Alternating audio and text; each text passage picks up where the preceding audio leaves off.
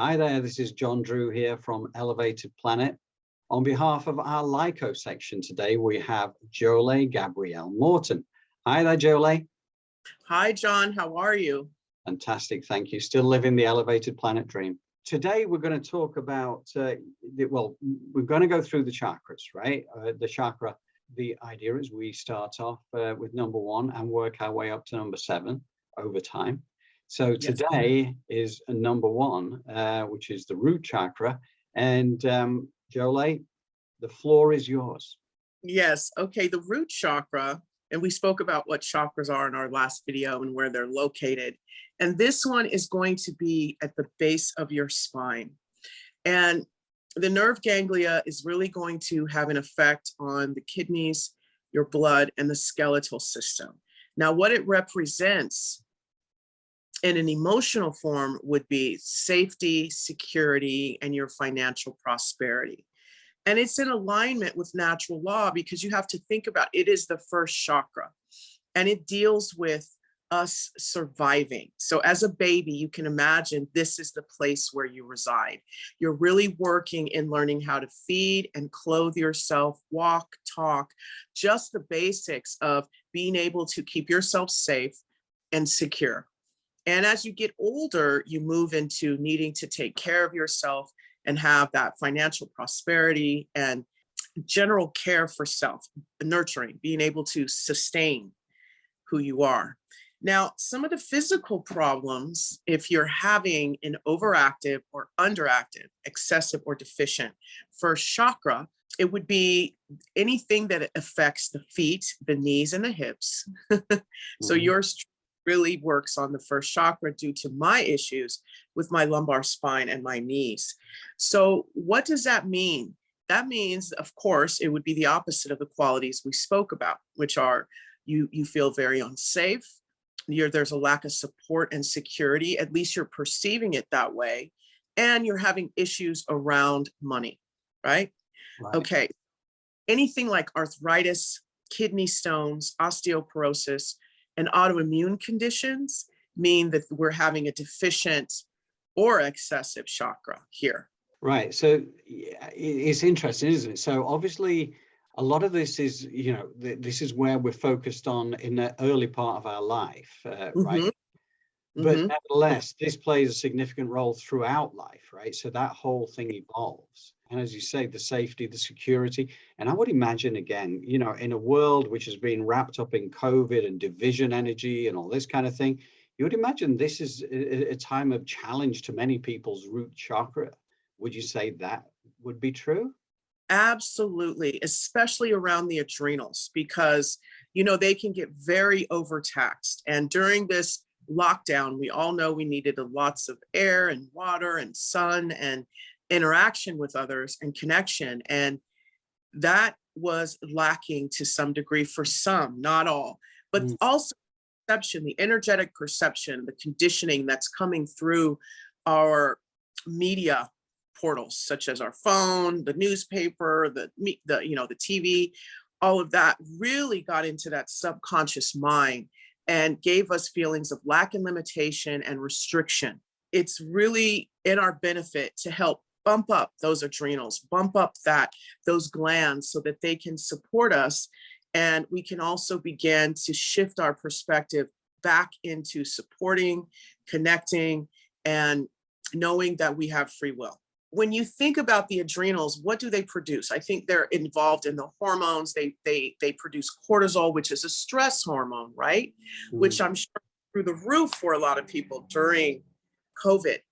So we really want to focus on lowering our cortisol, lowering our stress. And one of the greatest places to begin always is with our diet. Of course, our thoughts are very important to begin to change our perspective, but our diet is really important as well. Yeah, I mean, when it comes to dietary, obviously a lot of this is about natural raw foods and various other things. I think it's supposed to be very good. But surely some types of beers have got really a lot of hops in them, and they're very, very good for you, Yeah. And so I'm promoting on behalf of the beer drinkers of the UK It's part of a healthy diet. Yes, yes. I could be clutching at straws a little bit here, but no, it's interesting, isn't it? And you know, the point you were making about the negativity within the media and how it feeds the insecurities all the time, Yes. right? And I think this is a big part of what we are doing with the Elevated Planet side of things as well. This is about turning the negative media on its head, because you know that's a very imbalanced story that comes across from the media, and it's designed to almost stoke the fear and stress response. When it comes to the healing side, so you are helping a lot of people in your professional life, understanding how they're balanced within their energy body, their chakras. How would you help them to heal if you find that, and what would that even look like? You know, when you see the visions of how their energy body is stacked up and you see a blockage, how does that appear to you? Okay, when we're looking at a chakra, so let's take it one at a time. So we'll work our way backwards. What I see is cloudiness. I'll see patterns and programs, which can look like tic-tac-toe, springs, X's. Some of the other things I see are pictures. I also see, you know, colors. So dealing with the root chakra, we know that this color is red, as in fire, because we are trying to survive. So we're doing the things that are necessary for growth and movement. But when I am seeing a blocked or excessive root chakra, I see, like, can you imagine a wheel that is warped, right? And so it turns a way that is like weird. It's not balanced. It's out of balance. When I look at someone's root chakra and there's an issue, I am witnessing the creator and the divine work with it. And I'm the one asking, can you please help in this way? So we slow it down. That's one of the things that I do first to get, if it's in fact excessive, I would ask the universe to slow it down. And then when I start to witness and see, then I can command the creator to help remove some of these patterns, programs, vows, contracts, agreements, or other obligations I may see from past lives, past experiences within the chakra that is causing the trauma. Boom, right? So from there, we move into helping the mind then align with the body. Because once you move out that energy, now how do you keep from recreating it? And that's where the theta comes in. But to really bring it down to its dregs, or to the brass tacks, what we're talking about here is really getting into changing the perception. So I work backwards oftentimes by speaking to my client, and I'll be like, okay, let me give you an example of how you want to behave with yourself in order to reinforce this root chakra. Imagine yourself mothering yourself, nurturing yourself, giving yourself hope and confidence, supporting yourself. If your mother was not a person that you respect, think about it in terms of how would you treat your favorite pet, your child, your best friend? Would you say to them, you're ugly, you're stupid, you are a loser? No, you would not. You would say, you got this, you can do this, you can survive, you can get through this, and let me show you the how, right? So then that's the person and I, we work together to get to a strategy of how to unwind and unpack some of this negativity. So then I will also tell them what to avoid, which is being the victim. So we know that, especially during these times in COVID, what did we do? Everybody went into victim programming. Oh my God, get away from me, 6 feet, this, that, the other. I don't want to go out. I'm afraid. I mean, even people now are so paranoid about every aspect of this. So when we are the victim, we see ourselves as being victimized. I guess that's the best word to say it, or there's an issue with the way in which somebody's doing something to me and it's beyond my control. Absolutely not. Your external circumstances are a reflection of what's going on in here and in here. So we began to kind of say, hey, let's take responsibility for this perspective of us thinking that things outside of ourselves are really what is affecting us. And let's take some power and control back. And what does that look like? So now we talk about some of the ways in which we can observe and change our problematic behavior. That's some of how I approach a person who has an excessive or deficient root chakra, the Muladhara, it's called. No, it's fascinating stuff. Yeah.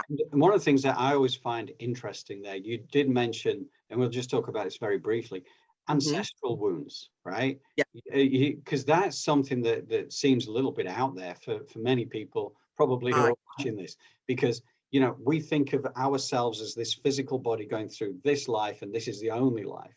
We don't necessarily immediately associate the fact that we've been here before, right? And where those ancestral wounds have come from. How often do you find that those things may come from ancestral lives? 100%. And it does not necessarily, there's two levels to this. There is this lifetime, and you have ancestors here, meaning your mother, your father, your grandmother, your great-grandmother, so on and so forth. They had patterns and behaviors that you witnessed in your environment that you then began to mimic or imitate because, you know, they're your people. That's where you're safe and supported, and that's where you learn. Then there's another level, which is a higher level, dealing with our path and journey as a soul.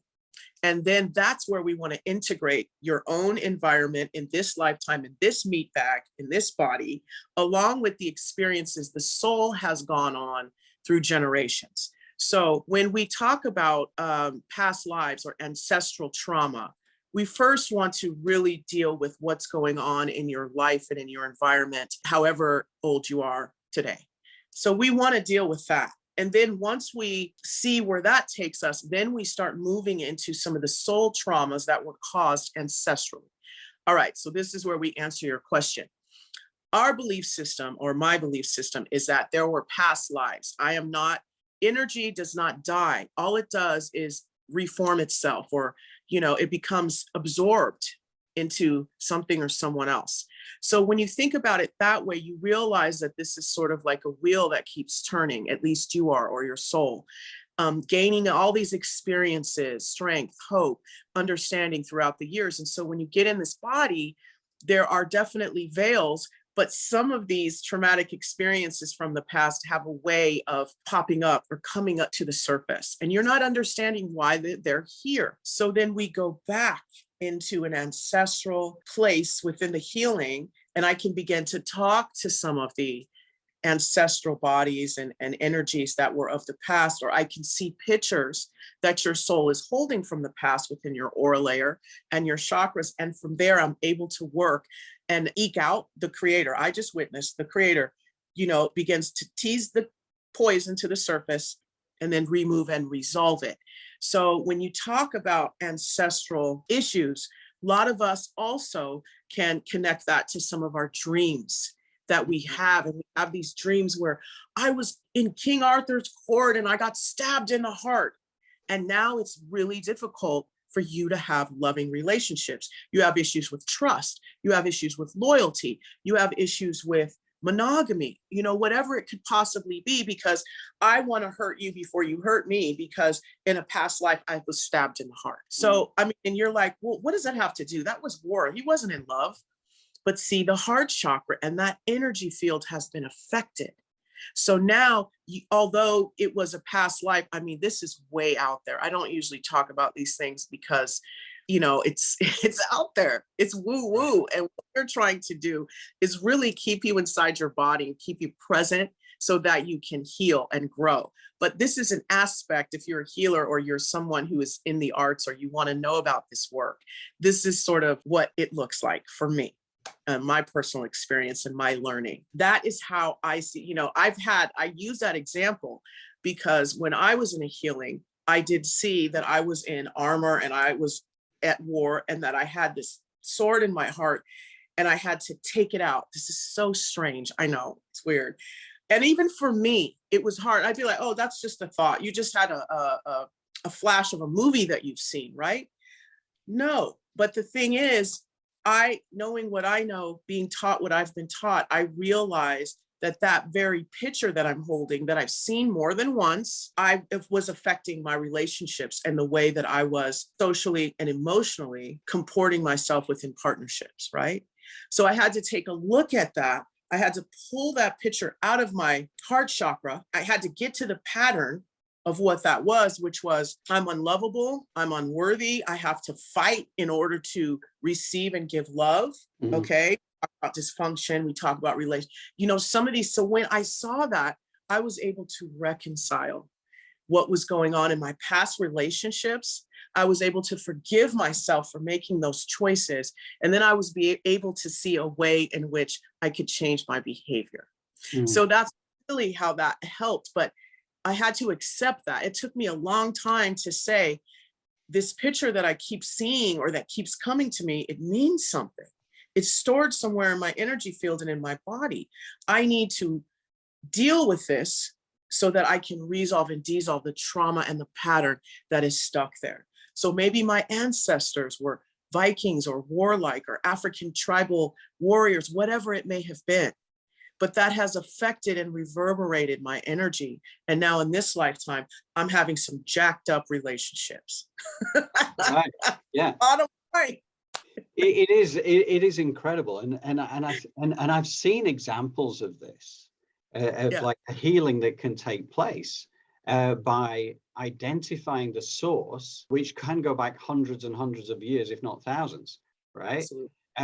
But actually being able to bring that to the surface so that it, as you say, it can be resolved and dissolved.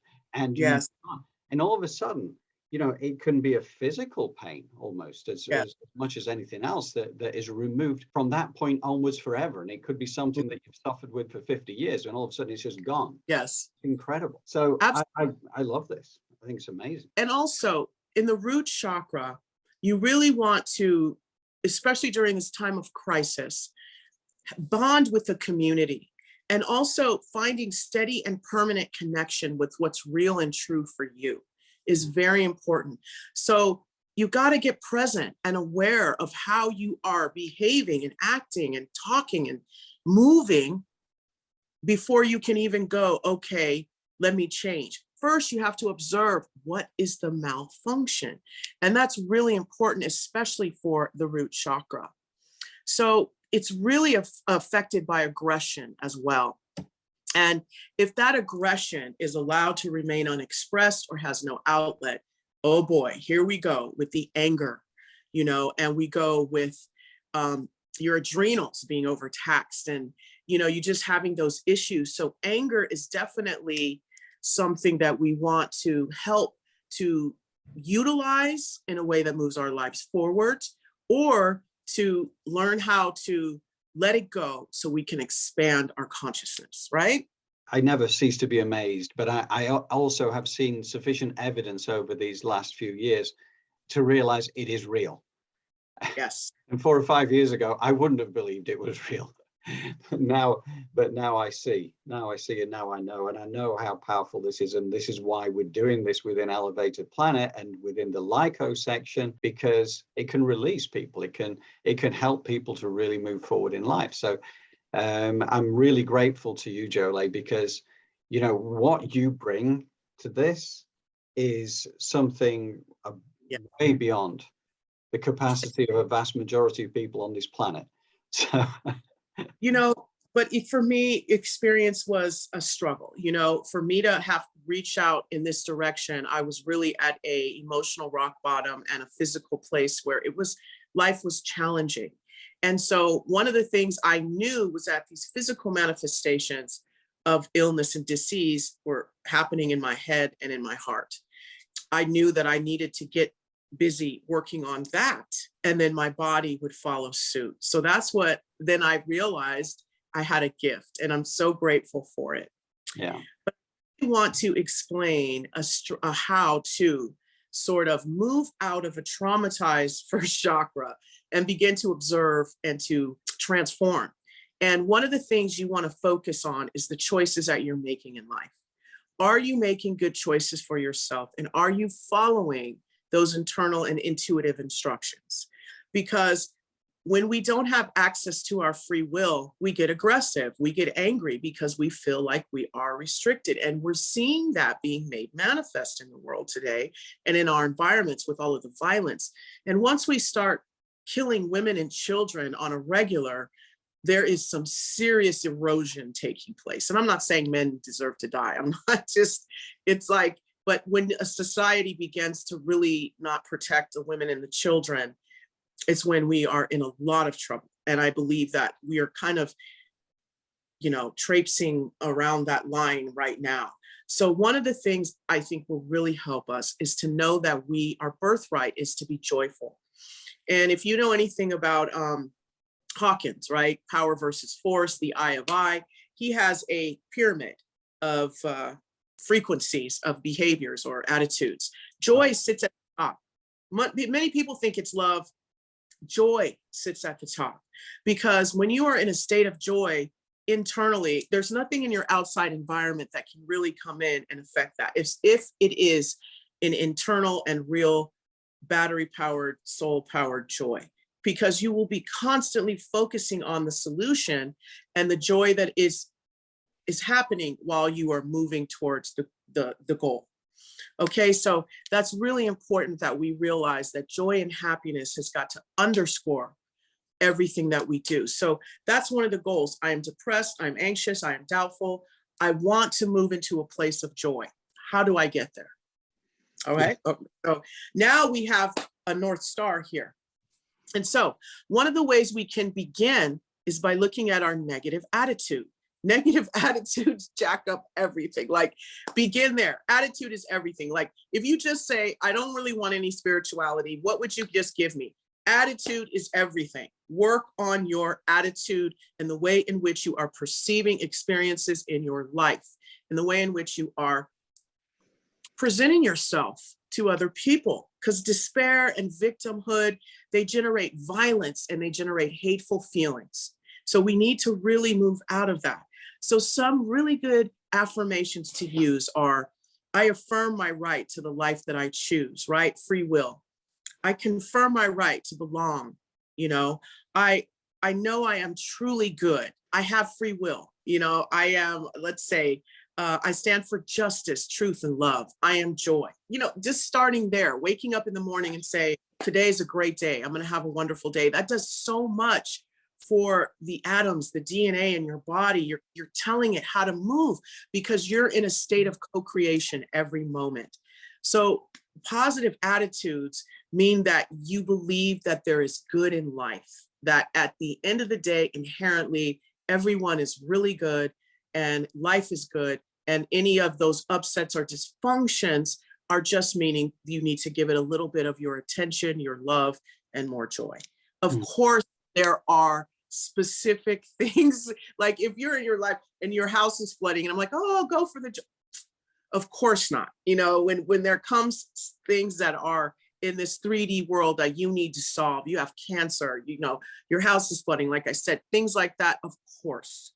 Go about the steps that it takes in this 3D world to get the job done. But in your mind, understand, don't be coming from why me? That's not the attitude we want to have. This is happening to me in real time. I need to go ahead and figure out how to protect myself, nurture myself through this situation, and come out on the other end having learned something so that I don't repeat this again. Meditation is also a great way. So we talked about how when you have an issue, you know that you want to get to joy and you're depressed, you want to begin to visualize, what does joy look like for me? Like, I figured out through this healing process, I didn't know how to have fun.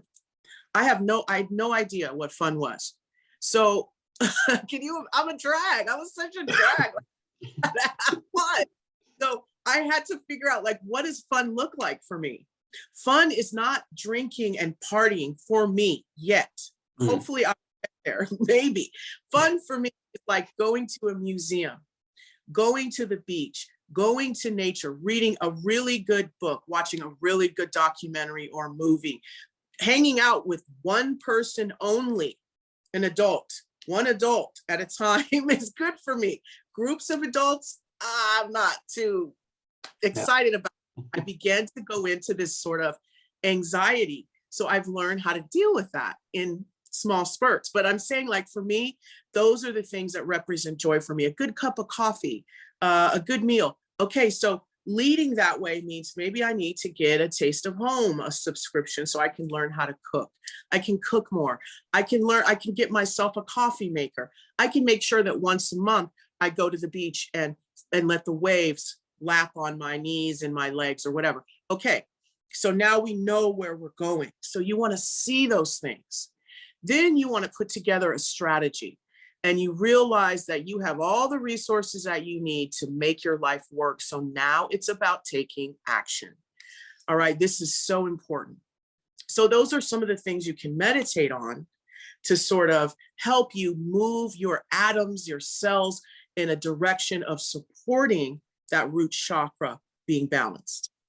There's also other tools to use that will allow for you, if you don't want to meditate, if visualizing is hard, if you are in a place where, you know, your affirmations are BS, you can have a crystal. Some of the crystals that work for you in your home or on your person or in your purse or your bag could be a ruby, anything that is red in color, anything that is sort of represents red, or even a smoky quartz is good for the root chakra, bloodstones, things like that, hematite. Those are the things that can really help you to harness the energy. And people are like, I took a geology class, and my geology professor is like, rocks, they don't, I guess, how do you say it, manifest or give off that much energy. You would not believe how that is. I think they tell you that because a lot of these teachers and professors are practitioners in what I do. It's just that they wear their hoods and they do it at night, and they don't want anybody to know about it. So they keep their students, some of them, away from the fact that these tools of the universe can really help you to harness your highest good. So I did not believe what she said. I thought she was just trying to poo-poo on me. But crystals and rocks hold a lot of energy, and your body can communicate with that. If you're having issues in the pineal, you could take an amethyst and you could put it on your root chakra and sit in the sun. After about 10 seconds, 30 seconds, you're going to feel a burn. So don't tell me that crystals don't work and they don't help. They are very effective. And the color of the root chakra, as I said, is red. You want to move into a state of patience for yourself. That's very important, as well as getting organized and having a structure around your goals, where you're going, how to get to that joy. It's very important. So those are, to me, some of the things that really help with the root chakra, especially working through that negative attitude and creating a sense of personal stability and personal security, that no matter what happens to you, no matter what anyone says, you're standing in who you are and what you believe in. It's powerful stuff. You know, and I'm totally with you on the affirmation side of things as well. I mean, I have them all festooned around my elevated planet cave here, and I've had these for years, and I kind of go through them, and they mean a lot, because it does state, this is who I am, and this is the power that we have. You know, you realize you're not powerless. You have an immense amount of power. You just need to be able to realize it for yourself and live in that joy and all the rest of it comes with it. We do have those tools at our disposal. I think part of the battle going on right now in the world is that it can be disempowering if you believe the narrative that comes out through the media. And that is exactly where we're kind of like tackling this now and saying, well, actually, no, it doesn't need to be that way. We have all the power at our disposal. We need to take it back and enjoy life. Yes. Great life. It is that joyous state. You know, let's get to the top of the pyramid as quick as possible, because from there, everything is good, right? Whatever happens, it just doesn't knock you off course as much as it normally would. You can kind of cope with it because you know you're always going to come back to that. Yes. And oftentimes we are creating patterns than our ancestors, and we're putting ourselves in that box when in all actuality, we have a choice to go, you know what? I don't want to live that way. And now we know where we're going. How do you want to live? So then we decide, we visualize, and we move towards that. We organize our life around that. But oftentimes people don't even feel like they can quit their job or do something different because we're so afraid of money. And that's a huge issue in this root chakra. So I think maybe the next time we can kind of go into maybe a meditation or, you know, a specific step-by-step meditation and visualization of how to really harness and help to heal or change and transform some of the negativity that may be going on or trauma in this root chakra. I love that. I think that's a really good idea. I think that, yeah, I truly appreciate the information you've given, Jole. It does make it clear. And I know for anybody out there who remains cynical and skeptical about all this, all I'd encourage you to do is just open your mind, because there's nothing to lose from this, and you may just surprise yourself, because there's a lot of this information is just very practical information anyway. Choosing our attitude in life is something that I think everybody realizes actually we do have that power. There's nothing mystical about that. That is just a choice we all have every day of the week. Anyway, no, I truly appreciate that, Jole. And yes, let's do that. Next time, meditation, step by step, to help people on the process. Just one more thing, and what you said is most of the people don't know how. So that's why Elevated Planet is here, is to teach people how to take their power back. Because I'll tell you, I wanted to take my power back. I wanted to change my life. I wanted to heal and be different. I didn't want a jacked up attitude, but guess what? I had it and I didn't have any idea as to how to change it. And it wasn't until I began to reach out for a spiritual like remedy that then I was able to be guided as to physically how to fix myself. And some people work backwards, that's fine, but I had to work from that perspective. So the how is just so important. So stop beating yourself up and start asking yourself, how can I get out of this? Not why am I in this? Right. How can I get out? We're not victims. We're just on our journey, and we just want to make that journey as joyful as possible, right? That's right. Fantastic. Well, thank you very much again, Jole. Much appreciated. And we shall be back again with the meditation to back this one up. And then we'll work our way up the numbers of on the chakras as well, and see what else that brings. That's awesome. I'm looking forward to it. And thank you so much, Sean, for allowing me to share my gifts. Thank you, Jole. I really, truly appreciate it. And you take care. And thank you to our Elevated Planet community and our LiCo community for tuning in. And feel free to send us a message about any questions that you have. We'll be more than happy to handle it. Jole is available for readings as well. And she is immensely talented. I know that because I've had many readings myself, and it's helped me immensely. So thank you very much again, Jole. Thank you very much to our community, and love and light to all.